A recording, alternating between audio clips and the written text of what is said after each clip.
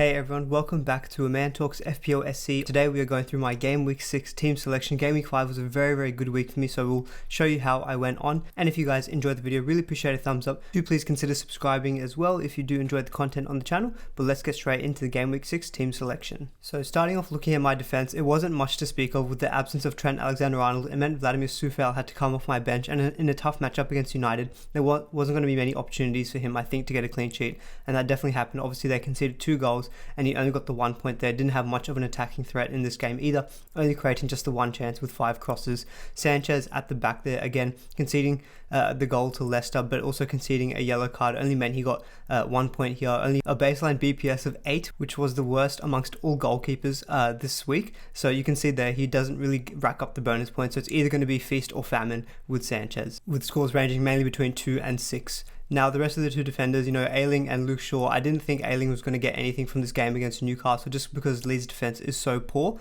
and that happened to be the case. Didn't really have much of an attacking threat at all because he was playing at centre-back. So ultimately, I would just say just don't invest in any of the Leeds defenders. He's definitely someone I'm not looking to keep in the team for too much longer. And same can be said maybe about Luke Shaw as well. Only a total of 18 FPL points scored so far this season isn't really what we were expecting from him to begin the year. He did create 5 chances and also whipped in 16 crosses. That was leading amongst all defenders this game week, again highlighting that change in style of play that Manchester United are definitely going through with the inclusion of Cristiano Ronaldo. They're just looking to feed crosses into him as much as they possibly can, and you'd think that would generate some attacking returns, but it wasn't able to work out for Luke Shaw this game week. Just have a look at that. What a lovely midfield. If I could take that every week, 100% I would be doing that. It's 24 from Captain Salah, 15 from Ismail Assar, the absolute king. So happy with that. Rafinha 8 points as well from a pretty lucky goal, but he had a lot of chances through the game week. Benrahma, again, a lucky goal, scoring 10 points against United. And then Smith Rowe, he actually had a couple of good chances, but again, is just showing that he probably wasn't the best purchase to begin the season. But you can see those stats on the bottom right there. A lot of good things to take out from my midfield this game week. Salah had 1.5 expected goal involvement and a big chance. He's just looking absolutely clinical, and honestly, he's looking like on a different level, to be honest, this season. Ismail Assar, I wanted to target that Norwich matchup, and it really paid off. 15 points. He scored the brace. I mean, admittedly, the second goal was a little bit fortuitous because it was scored off a rebound from the goalkeeper saving the original shot. But you can see that he had expected goals of 2, 4 big chances. His stats were just unbelievable in this game against Norwich. And now he's got Newcastle and Leeds coming up, which is exactly the kind of period I wanted to target. So really happy with that return from Sarr, especially as he was a differential for me and definitely helped me boost my rankings this game week. Rafinha, as we mentioned, 8 points. He had quite a few chances. He scored that lucky goal. It looked like he was basically trying to whip in a cross, but it went through all the way to the back of the net, which was fine enough for my purposes. And Benrahma also had that deflected goal. But again, nice to see some attacking returns from him because since I bought him, he hadn't given me anything yet, but obviously a nice 10-pointer there. And finally, the forwards, again, 2 returns here, which is very nice to see. Bamford did get that pretty lucky assist to Rafinha, just had to give him a simple pass. And it looked like he obviously did pick up this ankle knock, so that is something to definitely monitor this game week. But again, the stats are not amazing, 0.3 expected goals, but he did get that assist, so I'm happy enough that I got a return. And from all the reports that I've seen, he obviously didn't play against Fulham midweek, but he supposedly should be okay to play on the weekend, which is great to see, just to make up our numbers. And obviously Ronaldo, 6 points here, it could have been way more. He had 7 shots in the box, 3 big chances, 12 expected points is actually registered to get, 2.1 expected goal involvement. There was a couple of penalty shouts that United didn't get, and you would have expected that if they got even just one of them, Ronaldo was going to be the man to step up and take it. So you can see that 6 points really does feel like short chain for someone like Ronaldo this game week. He definitely could have got a double-digit return haul in this week, but again, overall the team, very happy with how that looked. We got a total of 77 points this game week, which for this game week with the average I think was around 51. This meant a big rank increase. You can see there my game week 5 rank was 350k, and I went up from 398k, big green arrow, to 152k. Obviously that doesn't mean much given that we're still very early in the season and the spread of points between the rankings is very small, but it just shows you that even just one good week can really boost you up the ranking. So I definitely encourage you all, if you had a down game week, there's always going to be next game week to look forward to, and at the early stage of the season the ranking isn't as important, but it is obviously nice to see that we got a green arrow here, and obviously we had some of our differential players like Ismail Assar especially come off for us in game week 5, so very happy with that overall for the team. So taking a look at our defense for game week 6, Sanchez up against Crystal Palace away.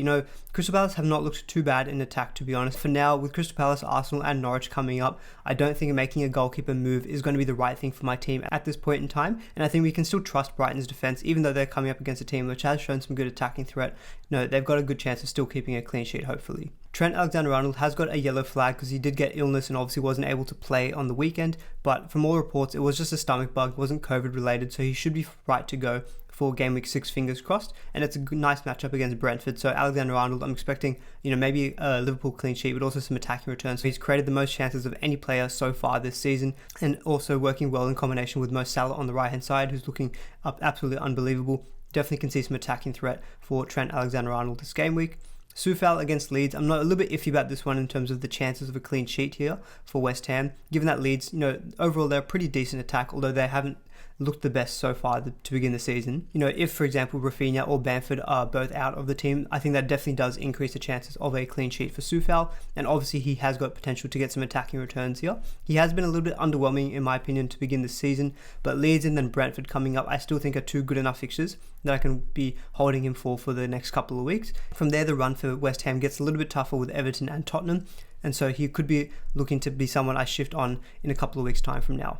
And Luke Shaw, I think a similar narrative, a bit of an underwhelming pick so far to begin the season. He's got Aston Villa and Everton coming up in the next couple of game weeks. My plan though is definitely going to be potentially moving him to a Chelsea defender in the next few weeks, because the Chelsea fixture run is really, really strong from game week 7 when they come up against Southampton.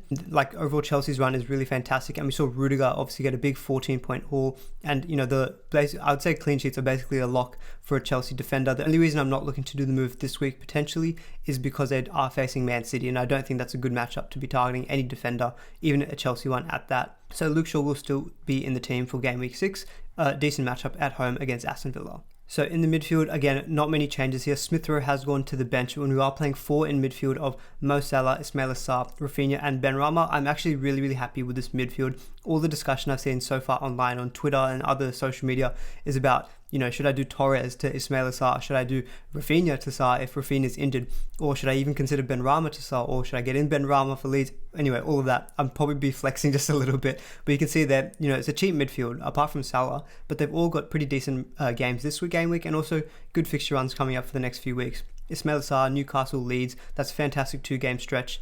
Obviously, Liverpool is going to be very tough in game week 8. But then it is Everton and then Southampton in the 2 weeks after that. So not a horrible run for Ismail Assar. Rafinha obviously has West Ham, and then he's got Watford, Southampton, Wolves. So Leeds fixtures are looking pretty positive as well for the next few weeks, but obviously it depends on if he's past fit. He didn't play in the game midweek against Fulham, so I'm expecting that, given that there hasn't been any news on him, he will play this game week. Obviously, we can rely on the press conferences from Bielsa. He's usually very good at actually giving updates on injured players. So I think Rafinha, yes, he was battling a bit of a hip injury, but I'm fingers crossed he is going to be playing for game week 6. Benrahma against Leeds. I think Leeds' defense has looked very, very leaky, and they concede the most chances through the middle of the field. And I think that's going to really benefit someone like Benrahma, who plays in that really attacking number 10 role. And so I think with Leeds and Brentford as well in the next couple of weeks, very happy to have Benrahma in the team. And Mo Salah, I don't really think I need to speak about him too much. He's definitely a big shout for captaincy this game week, coming up against Brentford away. Salah is just looking unbelievable. He's already cracked the 50-point mark, which is, I think, the fastest he's got to that in the past few seasons. So he's looking on track for an amazing FPL season. And up top, we're playing the 3 strikers of Patrick Bamford, Mikel Antonio, and then Cristiano Ronaldo. Again, I'm really happy with the front line here of Antonio and Ronaldo, especially Antonio coming back fresh against Leeds.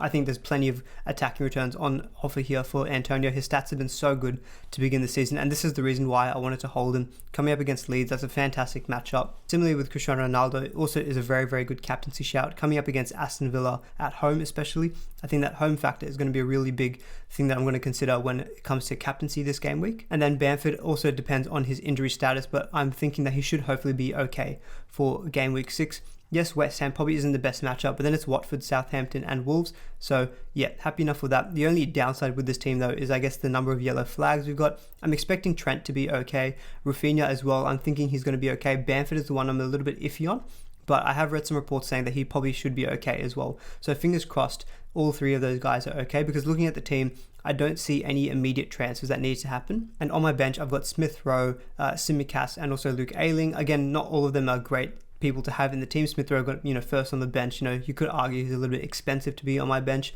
he's going to match up against Tottenham. So this 11, I'm very confident playing this game week, and I'm more than happy to roll a transfer, and that definitely is the plan for this game week. I think what the most interesting discussion point for this game week though is actually going to be the captaincy, so let's get into a bit of a chat about that. So I normally do the captaincy discussion in my weekly previews, but I thought for this game week it probably was going to be worthwhile to actually include it in the team selection. You know, I think the three best captains this game week are Salah, Ronaldo and Antonio. You can see some of the stats that I've put up there. Brentford and Aston Villa have actually been pretty decent defenses to begin the season. You can see Brentford are actually second amongst all teams for expected goals conceded, and Aston Villa are fourth. The only argument I'd say against that is that Liverpool is the top attacking team in terms of expected goals, and I think Manchester United are right up there in the top 4 as well attacking teams. And you can see there the expected goal involvement for Salah and Ronaldo respectively is very, very healthy. 1.2 per 90 minutes for Salah and 1.5 for Ronaldo. And the good thing we know about Ronaldo is that most of his expected goal involvement is actually from expected goals, because he doesn't really have too much of an assist threat. We saw in the game week against West Ham, he easily could have teed up Mason Greenwood for a tap in, and instead he went to shoot for goal. That's just his mentality. He's all about the goals, doesn't really create too many assists. So that 1.5 expected goal involvement, I would say, is more in the expected goals front, which is very good, obviously, for a captaincy shout. In terms of predicted points between the two, you got 6.8 for Salah and 6.6 for Ronaldo, as predicted by Fantasy Football Hub. So again, not too much of a difference between here. And you can see, I think the stats are pretty good. The defenses they're coming up against are pretty equal. I would make an argument that Ronaldo probably shades Salah just a little bit because of that home factor. I think that really is something that we need to take into consideration for this season, especially with fans back in the stadium. But I can't argue really too much on anyone who would say they're captaining Salah this game week. And Ronaldo is the way that I'm leaning at the moment. But I guess if there's any kind of doubt that I might have later in the game week, the saying I always say is that if in doubt, just go with Mo. I wanted to also mention Antonio because he could also be a very viable captaincy shout. Coming up against Leeds, as I mentioned, on the stats front, he actually looks the best out of all of these three. 2.2 goals conceded for Leeds is 19th worst in the league, so only Newcastle has the worst expected goals conceded per 90, and Antonio's expected goal involvement is 2.02 per 90. So he's basically showing that he's going to get 2 attacking returns on average this season. That's a fantastic thing to account for if you're looking for a captaincy. The only reason I might not potentially go with Antonio is that I just don't know if he's on penalties, because obviously we saw Mark Noble miss that one against United, and we saw Declan Rice, I think, had the ball in his hands. So I think Declan Rice is probably going to be the penalty taker for West Ham versus Salah and Ronaldo, who I'm pretty confident that Ronaldo will be on penalties for United. That's the only thing that sways it a little bit, but I think Antonio obviously could, without penalties, still easily get a double-digit return. But I'm leaning towards the Salah and Ronaldo. I think it's kind of a mental thing where I just like to favour those really expensive premium guys, and Ronaldo is the way that I'm leaning at the moment. But let me know in the comments below who you guys are all thinking about captaining for Game Week 6. And so with that in mind, this is how the team is going to shape up for Game Week 6. I'm not intending to make any transfers. As you can see, Smith Rowe, Tsimikas and Luke Ayling on the bench, along with Steele from Brighton. If all of my players with yellow flags are past fit, I'm definitely going to be rolling the transfer for this game week. If, say, Bamford or Rafinha is actually ruled out, I can very easily sub in Smith Rowe. It's not an ideal replacement, but I really want to roll the transfer this game week if I can get 2 for Game Week 7. So that's the way that I'm approaching it for Game Week 6. If either of the two are out, I might potentially do like a 1 week play. If Rafinha was ruled out, I'm much more likely to actually just play Smith Rowe instead and keep Rafinha on the bench. If Bamford, though, is ruled out, because he's a little bit more expensive at 7.9, I might potentially make a 1 week switch. Someone like St. Maximum, who's got Watford this game week. I think Watford have not been a great defense, so he could be a nice 1 week play. That's one thing I have thought about in my mind, but I haven't given it too much thought this game week. But what I will do is, if we obviously get some confirmation that Bamford, Rafinha, Trent Alexander-Arnold are out, for example, I will probably do either a follow-up video or I'll do a post on Twitter just kind of detailing my thoughts. So definitely subscribe and follow me there if you want to stay tuned on my latest thoughts. But that's it, guys. That is the Game Week 6 team selection. Hopefully you all enjoyed the video. Let me know in the comments below what kind of moves you're looking to make. Any questions you might have as well, obviously leave them in the comments below. Hopefully you enjoyed the video, and I'll see you all in the next video.